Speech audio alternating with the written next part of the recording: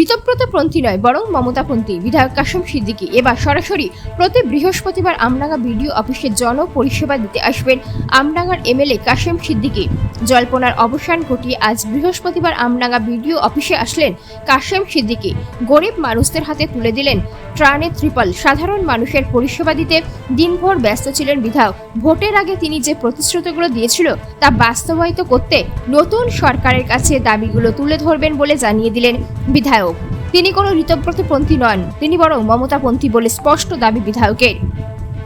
আমডাঙ্গার সাধারণ মানুষের দোরগোড়ায় পৌঁছতে প্রতি সপ্তাহে পঞ্চায়েত ভিত্তিক এলাকায় যাবেন এবং প্রতি সপ্তাহে একদিন অর্থাৎ বৃহস্পতিবার বেলা 11টা থেকে বিকেল 4টে অবধি আমডাঙ্গা বিডিও অফিসে জনপরিষেবা দিতে থাকবেন।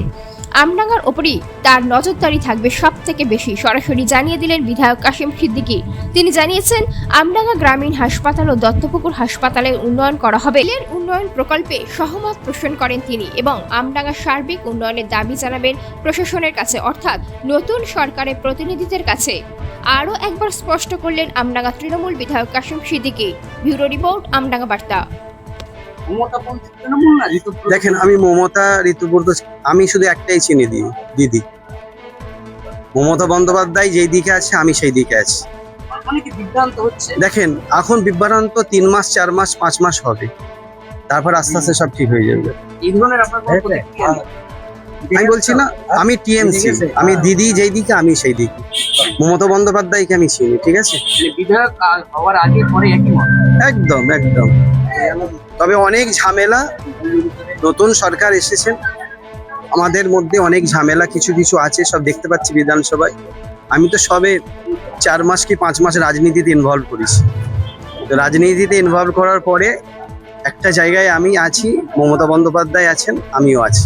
আমডাঙ্গার পলিটিক্যাল প্রশ্ন, আমডাঙ্গার যে তৃণমূল কর্মী তাদের বার্তা নেতা কর্মীরা সবাই যে জায়গায় দাঁড়িয়ে কাজ করুন, মিলেমিশে কাজ করুন, উভয়কে নিয়ে কাজ করুন, প্রত্যেকটা অঞ্চলে যান, নিয়ে সবাইকে নিয়ে সুষ্ঠুভাবে কাজ করুন।